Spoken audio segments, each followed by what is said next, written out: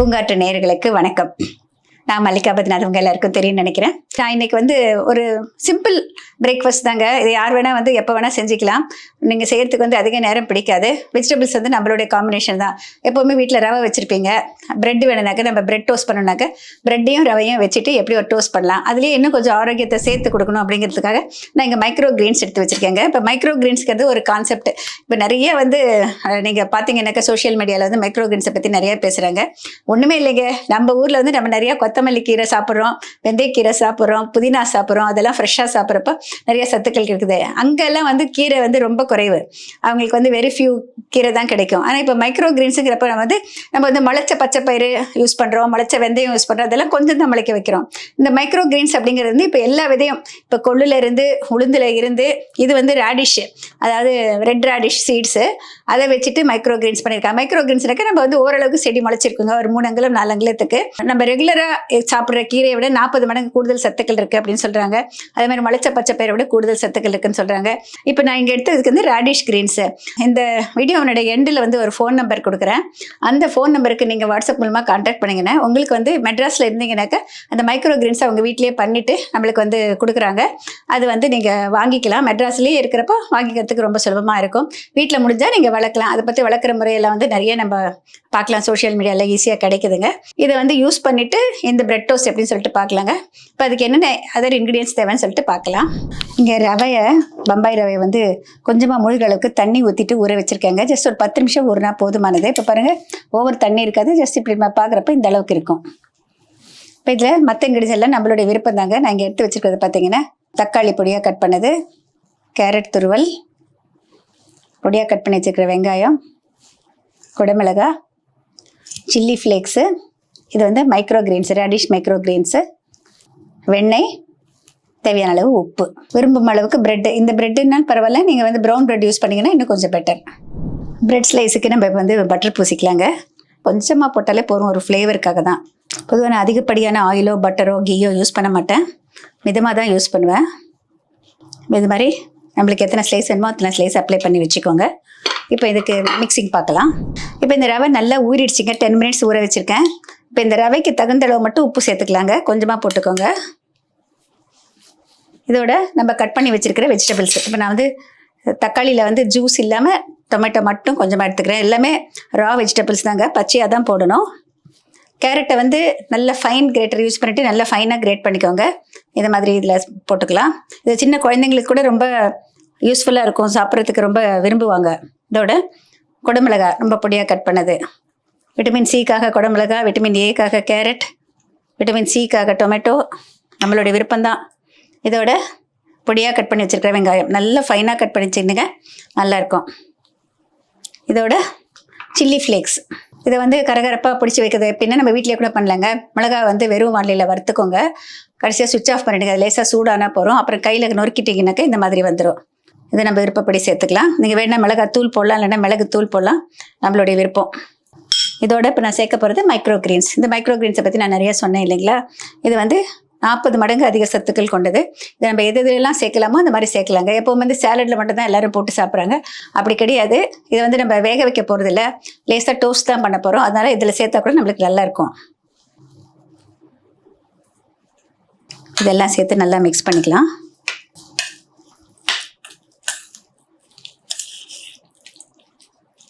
பாருங்கள், நல்லா பார்க்குறதுக்கே கலர்ஃபுல்லாக இருக்குது. செய்கிறது ரொம்ப சிம்பிள். மார்னிங் பிரேக்ஃபாஸ்ட்டுக்கு ஈவன் ஒரு பேச்சுலர்ஸாக இருந்தால் கூட இந்த மாதிரி ஒன்று சாப்பிட்டு போயிட்டே இருக்கலாம். இப்போ நான் மைக்ரோ கிரீன்ஸ் போடுறதுனால ஆரிகானோ இல்லைன்னா மிக்சர் ஃப்ரெஷ் ஹெர்ப்ஸ் அது மாதிரி எதுவும் போடலைங்க. நீங்கள் வேணால் அந்த மாதிரி கூட போடலாங்க. ஒரு பீட்சா ஃப்ளேவர் கொடுத்தீங்கன்னாக்கா குழந்தைங்க விரும்பி சாப்பிடுவாங்க. இப்போ இதை மிக்ஸ் பண்ணிவிட்டேன். இப்போ எப்படி டோஸ்ட் பண்ணுறதுன்னு சொல்லிட்டு பார்க்கலாம். இந்த பட்டர் பூஸ்ட்டை ப்ரெட் ஸ்லைஸ் ஒன்று கையில் எடுத்துக்கிறேங்க. இப்போ நம்ம மிக்ஸ் பண்ணி வச்சுருக்கிறது இதை இங்கே வச்சுருக்கேன் பாருங்கள். இப்போ இதை இதில் எடுத்துகிட்டு நம்மளுக்கு ஒரு லேயராக அப்ளை பண்ணணும். எவ்வளோ தின்னா முடியுமோ அவ்வளோ தின்னா அப்ளை பண்ணிக்கோங்க. நீங்கள் விரும்பினா முட்டைக்கோஸ் போடலாம், மிக்சட் வெஜிடபிள்ஸ் எது வேணால் போடலாங்க. 3 கலர் கேப்சிகம்ஸ் போடலாம். ஈச் டைம் என்ன இங்கிலீஷ் வெஜிடபிள்ஸ் கிடையாது போடலாம். ப்ரோக்கோலி கூட போடலாம். இப்போ இதை வைக்கிறேன். இன்னொரு ஸ்லைஸு.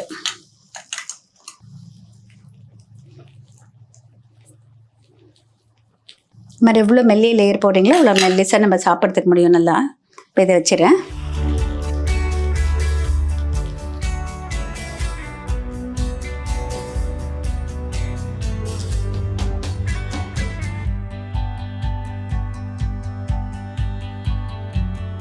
இப்போ கீழ் பாகம் சிவந்த பிறகு நம்ம இந்த மாதிரி திருப்பி போடணும். இந்த ரவை நல்லா வேகணும், அந்த அளவுக்கு வேக வச்சா போதுமானது. அதுக்கு தகுந்த மாதிரி கொஞ்சமாக ஆயில் போட்டுக்கலாம்.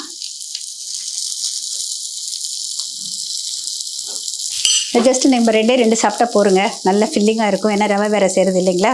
அதே நேரம் பார்த்திங்கன்னா நம்மளுடைய வேலை ரொம்ப ரொம்ப குறைவு, அதே நேரம் ஹெல்த்தி, ஆரோக்கியம் கூடுதல். இப்போ இது 2 பக்கமும் திருப்பி போட்டதுக்கப்புறம் நம்மளை வந்து நல்லா வெந்திருக்கான்னு பாருங்கள். நல்ல கோல்டன் ப்ரௌன் வந்திருக்கு. அந்த அளவுக்கு வேகணும், அப்போ தான் நல்லாயிருக்கும். இப்போ இதை எடுத்துடலாம்.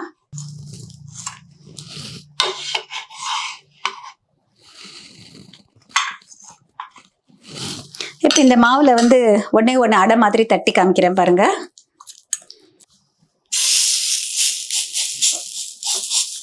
நம்ம கையில் தட்டினா தான் கொஞ்சம் நல்லா வரும்.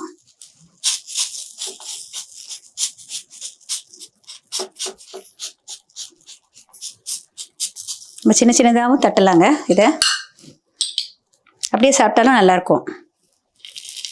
ரொம்ப ஒரு சுலபமான ஒரு டிஃபனாக அமையும்.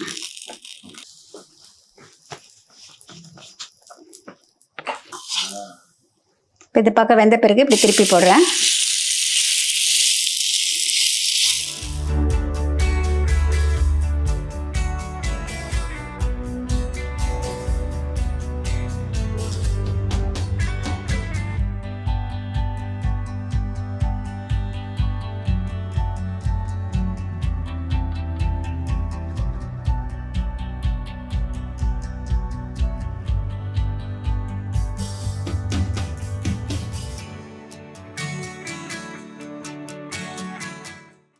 இப்போ ரொம்ப ஒரு இன்ட்ரெஸ்டிங்கான ஒரு பிரெட் டோஸ்ட் பார்த்தோம் இல்லைங்களா. பிரெட் ரவா டோஸ்ட் வித் மைக்ரோகிரெயின்ஸ்னால் என்னன்னு தெரிஞ்சுக்கிட்டோம். அது வந்து இத்தனை நாள் முளைச்சாக்கா இவ்வளோ மேக்ஸிமம் சத்துக்கள் இருக்குன்னு சொல்லிட்டு இப்போ அதை பண்ணிகிட்ருக்காங்க. அதை வந்து நம்ம முடிந்த வரைக்கும் கொஞ்சம் எக்ஸ்பென்சிவாக இருந்தால் கூட நம்ம வந்து சாப்பிட்றதுனால நம்ம நல்லது தான் நடக்குங்க. அடுத்ததாக பார்த்தீங்கன்னா வந்து நம்மளுக்கு இதில் வந்து ஒரு காம்பினேஷன் கொடுத்துருக்கு. பார்த்தீங்கன்னா கலர்ஃபுல்லாக கொடுத்துருக்கேன். அந்த எல்லாருக்குமே ரொம்ப விரும்புகிற மாதிரி கொடுத்துருக்கேன். எல்லாருமே வந்து சாப்பிட்லாம். இது வந்து சின்ன வயசுலேருந்து, அதாவது ஈவன் டீனேஜர்ஸ்லேருந்து இன்னும் சின்ன வயசுலேருந்து வயதானவர்கள் எந்த வயதானாலும் சாப்பிட்லாம். ஏன்னா இது வந்து சாஃப்டாக இருக்கும், உங்களுக்கு ஹார்டாக இருக்காது. அதே நேரம் வித்தியாசமான சுவையோடு இருக்கும். செய்கிறது ரொம்ப ரொம்ப சுலபம், ரொம்ப சீக்கிரம் செஞ்சிடலாம். இந்த மாதிரி விதவிதமாக வித்தியாசமாக நம்ம செஞ்சு கொடுத்தாக்க எல்லாருமே விரும்பி சாப்பிடுவாங்க. அதாவது நான் வந்து அதிக டைம் கன்சூமிங் டிஷ்ஷஸ் சொல்லுறதுங்க. ரொம்ப ஷார்ட் பீரியடில் குக் பண்ணணும், அதே நேரம் எல்லாருமே ரொம்ப ஈஸியாக சாப்பிட்ற மாதிரி இருக்கணும் அப்படிங்கிற ஒரு விஷயத்தை வச்சுட்டு தான் எல்லாத்தையுமே செஞ்சு காமிச்சிட்ருக்கேன். இப்போ இதில் நான் வந்து ஒரு புதினா சட்னி வச்சுருக்கேன். பொதுவாக வந்து நிறைய பேர் இப்போ யங்ஸ்டர்ஸ் வந்து சாஸ் விரும்ப சாப்பிட ஆரம்பிச்சிட்டாங்க. சாஸ் அப்படிங்கிறது வந்து டொமேட்டோ சாஸோ இல்லை டொமேட்டோ கெச்சப்போ இல்லை விதவிதமான சாஸஸ் கிடைக்குது. அது வந்து என்றைக்கோ ஒரு நாள் வந்து நீங்கள் சாப்பிட்டா பரவாயில்லைங்க. அதே ரெகுலராக அடிக்கடி டெய்லி சாப்பிட்டிங்கன்னா அதில் வந்து சோடியம் கண்டென்ட் ரொம்ப ரொம்ப அதிகம், சால்ட் கண்டென்ட் ரொம்ப அதிகம். அது கூட நம்மளுக்கு வந்து பாதிப்பை ஏற்படுத்துறதுக்கான வாய்ப்புகள் மிக மிக அதிகம். இப்போ இருக்கிற காலகட்டத்தில் நிறைய யங்ஸ்டர்ஸுக்கு நிறைய ஹெல்த் இஷ்யூஸ் வருதுனாக்க அந்த ஃபுட்டு தான் முக்கியமான காரணம். அந்த ஃபுட்டில் வந்து அவங்களை கரெக்டாக வந்து கைட் பண்ணுறதுக்கு யாரும் கிடையாது. ஹெல்த்தின்னு சொல்லிட்டு நிறைய வந்து ஜங்க் ஃபுட்டு சாப்பிட ஆரம்பிச்சிடறாங்க.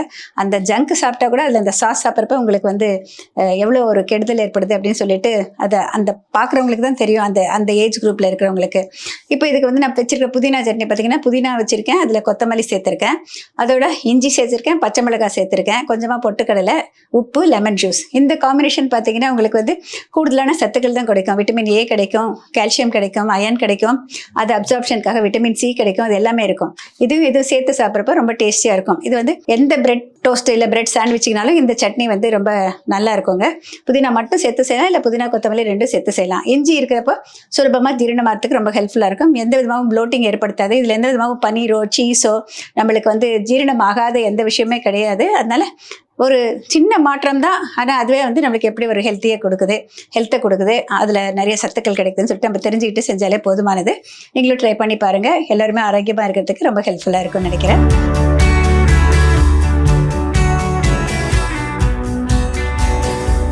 பூங்காற்று இது நாளைய நல்வாழ்விற்கான வழிகாட்டி.